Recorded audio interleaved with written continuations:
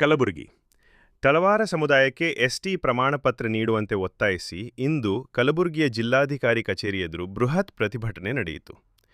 ಕಲಬುರಗಿ ಹಾಗೂ ಸುತ್ತಮುತ್ತಲಿನ ಭಾಗಗಳಿಂದ ಆಗಮಿಸಿದ್ದ ತಳವಾರ ಸಮುದಾಯದ ನೂರಾರು ಮಂದಿ ಪ್ರತಿಭಟನೆಯಲ್ಲಿ ಭಾಗವಹಿಸಿ ಜಿಲ್ಲೆಯಲ್ಲಿ ಉದ್ದೇಶಪೂರ್ವಕವಾಗಿ ಎಸ್ಟಿ ಪ್ರಮಾಣಪತ್ರ ವಿತರಣೆ ತಡೆಹಿಡಿಯಲಾಗುತ್ತಿದೆ ಎಂದು ಗಂಭೀರ ಆರೋಪ ಮಾಡಿದರು. ತಕ್ಷಣವೇ ಅರ್ಹ ಫಲಾನುಭವಿಗಳಿಗೆ ಎಸ್ಟಿ ಪ್ರಮಾಣಪತ್ರ ನೀಡಬೇಕು, ಇಲ್ಲವಾದರೆ ಹೋರಾಟವನ್ನು ಮತ್ತಷ್ಟು ತೀವ್ರಗೊಳಿಸಲಾಗುವುದು ಎಂದು ಸಮುದಾಯದ ಮುಖಂಡರು ಎಚ್ಚರಿಕೆ ನೀಡಿದರು.